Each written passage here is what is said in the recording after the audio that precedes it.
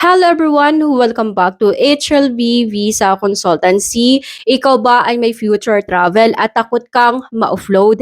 Yes po, nakakatakot po dumaan sa Philippine Immigration kasi kahit may visa ka na, kahit may documents ka na, puwede pa rin na hindi ka paalisin ng Pilipinas. And very common ang mga offloading scenario sa mga sponsored travel, sa mga walang financial capacity. Kaya kung ikaw ay isang Filipina tapos magta-travel ka, sponsored ng iyong foreigner boyfriend, girlfriend, common law partner, ano ba yung common na tinatanong ng Philippine Immigration na dapat ninyong masagot ng maayos? So ito yung i-share ko sa inyo at syempre, bibigyan ko kayo ng tips. Kaunang tanong, where will you going? Or saan ka papunta? Actually, alam na to ng immigration kung saan bansa ka talaga papunta. Kasi nakikita na yan sa mga documents mo, sa e-travel registration mo, sa boarding pass mo, but they are verifying. Gusto nila i-confirm kung talagang alam mo kung saang bansa ka pupunta. Kasi mamaya hindi mo pala alam kung saan bansa ka pupunta, lagot ka.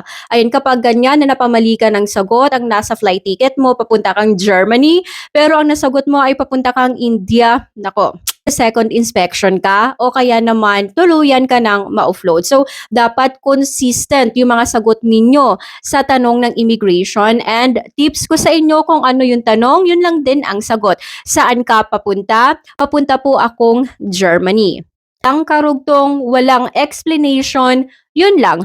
Period. So, wag kayo mag-storytelling kasi yan ang nakikitaan ng red flag ng immigration. Nagbibigay kayo ng clue sa kanila para makahanap sila ng mga bagay na ibabato sa'yo para hindi kanila paalisin. Number two, what is the purpose of your travel? Ano yung gagawin mo sa bansa na pupuntahan mo? So, dapat alam mo yung purpose mo. Kung boyfriend mo, ang bibisitahin mo, dapat to visit my boyfriend, to visit my girlfriend, to spend time with my boyfriend or girlfriend, spouse, partner, like that. So, don't say na for example, yung visa mo is for visit and then ang sasabihin mo ay for tourism po o kaya mamamasyal po ako. You don't even mention the name of your boyfriend. Si boyfriend mo ang nag-invite sa'yo. So, parang magkakaroon to ng red flag. Bakit itong babae na to?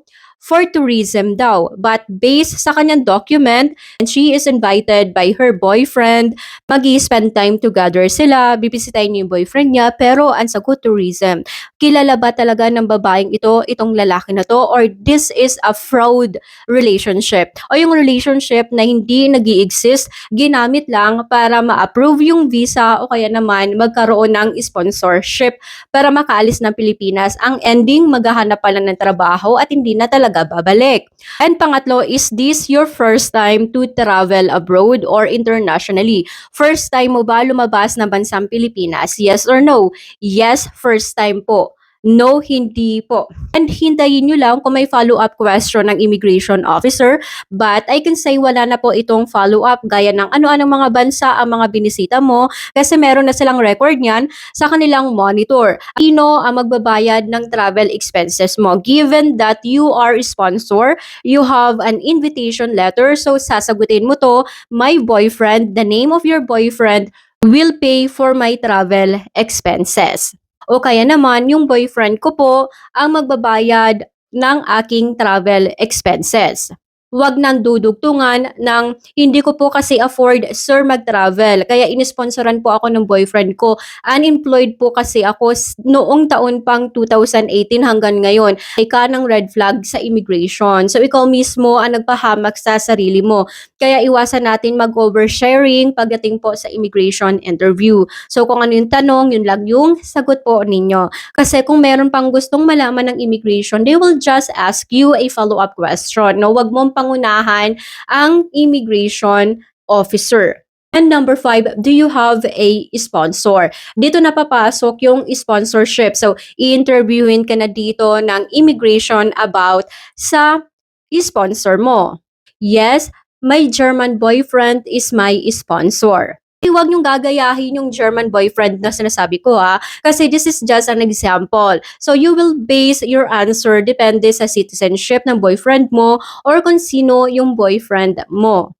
Number 6, what expenses did your boyfriend pay for? Ano yung mga travel expenses mo na iki-cater or binigay sa'yo ng sponsor? So, pwede kang sumagot, siya po yung nag-book ng aking flight ticket, sa kanya po ako titira, ang mga sponsorship na hindi naman talaga fully sponsored. Yung ini-invite ka pero hindi ka doon sa sponsor mo titira. So, mas maganda na malinaw. What is your sponsor's name and nationality? So, nagbe-verify na sa immigration how deep your bond to your sponsor.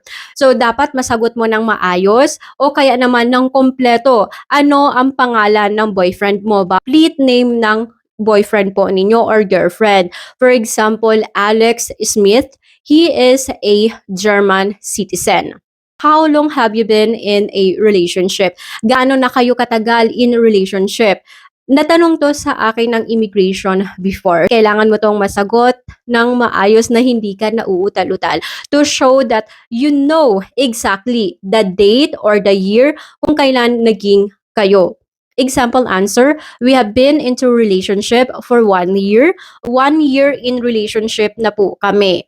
Pwede naman po kayo sumagot ng Tagalog, no? So kahit mag-English ang immigration officer, if you want to talk or to answer in Tagalog, pwede po. How did you met your boyfriend? Saan mo nakilala yung boyfriend mo or yung foreign mong sponsor? Tataas ang kilay ng immigration officer kapag sinabi mong online po. Kapag online po kasi, medyo nagkakaroon ito ng red flag. But don't worry, because if you can support this with proof of relationship, walang masyadong nagiging problema. So, nagiging problema lang ito kapag mga first time magmi-meet sa ibang bansa, tapos sponsor agad ng mga foreigner partner. Be honest, kung saan kayo nagkakilala, then share it to the immigration kasi wala naman masama, no? Lahat ng relationship dumadaan sa getting to know each other stage. Kung nagkita na ba kayo personally or pumunta na ba siya sa Pilipinas to meet you personally. So, kapag pumunta na si boyfriend, binisita ka na, yes. And yung date kung kailan siya pumunta ng Pilipinas. So, yes, he visited me in the Philippines last October 2025. Yes, nag-meet na po kami. Pumunta po siya ng Pilipinas at minit niya po ako personally. Kung hindi pa kayo nag-meet personally, so answer no. First time po namin magmi-meet sa ibang bansa. Because kapag nagsinungaling ka dito, kapag hinanapan ka ng immigration officer ng mga pictures nyo together or any evidences na nagkita kayo personally sa Pilipinas, then wala kang ipapakita. Pwede kang ma-offload. Saan ka titira sa bansa na pupuntahan mo? Natanong to sa akin, and that is pandemic time. And I really don't have idea about the address ng aking boyfriend kasi naka-German and hindi ko siya talaga mabigkas. So, buti na lang mabait yung nag-assist sa akin, yung nag-interview sa akin. Tiningnan niya sa invitation letter ko kung saan ba talaga ako titira. So, avoid this kind of mistake kasi baka pagdating sa inyo, mahigpit yung mag-interview sa inyo. Then, pag-aralan nyo, i-memorize nyo yung tamang address ng sponsor ninyo. So, pwede nyo itong sagutin ng, yes, I will stay in my boyfriend residence at Alexandraplatz, Berlin. Depende sa address po ng boyfriend ninyo abroad or ng sponsor ninyo abroad. Do you have an invitation letter and affidavit of support and guarantee? Itong dalawa na to ang pinaka-importanting documents na dapat meron kayo kapag kayo ay sponsored travel. So yung affidavit of support and guarantee, ito yung pinaka-main. So invitation letter alone, hindi po siya accepted. So, importante na yes ang sagot nyo dito because without affidavit of support and guarantee, offloaded kayo. Yes, automatic po ito para po sa mga nagsasabi na sponsored ang travel nila na wala pong affidavit of support and guarantee, automatic po offload. Answer, yes, I have an invitation letter and affidavit of support and guarantee. Gaano ka katagal sa bansa na pupuntahan mo? Dapat masagot nyo ito, exact date based sa inyong flight ticket. So answer, I will stay for 14 days. Huwag na kayong magdugtong ng kung ano-ano pa, like depende po kung kailan ko po gusto umuwi o kaya naman kapag nakahanap po ako doon ng work, so doon na po ako mag-i-stay, mag-a-apply po ako doon ng working visa, patay ka. So offloading answer po yung mga ganto. Do you have work or employment in the Philippines? May trabaho ka ba sa Pilipinas? Kung employed kayo, sagutin nyo lang po ng yes, employed po ako. Kung employed, follow-up question ng immigration dito. Do you have work certificate, leave of absence, company ID? So this is just to verify na talagang babalikan ng Pilipinas kasi parang ties mo to sa Pilipinas. But if you are unemployed, pwede kang sumagot ng no, unemployed po ako. And don't worry about this kasi even though you are unemployed pero meron kang affidavit of support and guarantee, hindi ka po i-offload ng immigration. When will you return in the Philippines? Kailan ka babalik ng Pilipinas? So gaya nga ng sinabi ko, kapag gantong mga tanong, nagbe-verify lang nito ang immigration. Actually, alam na nila yan. Huwag na ng immigration officer ang flight ticket mo, nabasa na nila yan sa documents mo. So ikaw, i-confirm mo na lang kung kailan talaga ang balik mo. You will be back in the Philippines exactly on November 15, 2026. Do you have plan to stay permanently in your destination country? Plan mo ba na doon na tumira sa bansa na pupuntahan mo? Mag-ingat kayo dito kapag sumagot ka ng yes and you just have a visit visa, tourist visa, o kaya naman papunta ka sa mga free visa for Filipino. Dapat ang sagot nyo dito, no, I will return to the Philippines after my vacation. Babalik po ako ng Pilipinas at hindi po ako titira sa bansa na pupuntahan ko. And to support your answer, ito yung mga documents na dapat ninyong ihanda. Your valid visa kung papunta ka sa bansa na visa required for Filipino. Kapag free visa naman, so you don't need to have your visa. Round trip ticket, so especially kung ang hawak nyo ay tourist visa or visit visa, dapat round trip ticket po ang meron kayo. Invitation letter and affidavit of support and guarantee. Ito po ay dapat original, especially the affidavit of support and guarantee. So hindi po tumatanggap ang immigration ng email o kaya naman photocopy o kaya naman picture lang ng affidavit of support and guarantee or proof of relationship to your sponsor. Ito ay mga pictures together o kaya naman screenshot of messages and video call.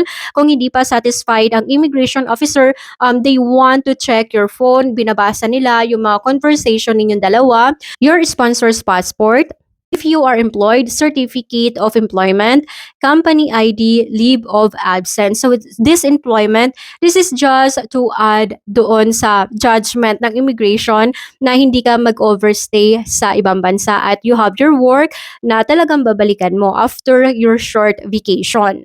And reminder, be calm and relax. Habang sumasagot kayo sa mga tanong, dapat relax lang kayo, ganyan, hindi kayo nauutal. So, wag niyong ipapakita na kinakabahan kayo. Kasi pag kinakabahan kayo, ibig sabihin you are not prepared para sa travel ninyo. Parang may takot and don't overshare. So, this is not MMK. So, kung hindi nag-follow up question ng immigration, then period. So, wag na magdudugtong pa ng kung ano-ano. And dapat yung mga sagot ninyo ay exactly doon sa mga documents na pinapakita ninyo sa immigration officer. So itong tatlong word na to, working, staying permanently, marrying, iwasan nyo po itong mabanggit. Lastly, don't forget to smile and say thank you. And I'm sure hindi ka ma-offload at tuloy ang travel po ninyo. And that is for today's vlog. I hope nakatulong po. If you need any assistance, if you have inquiries, email me in this email address or follow my Facebook page.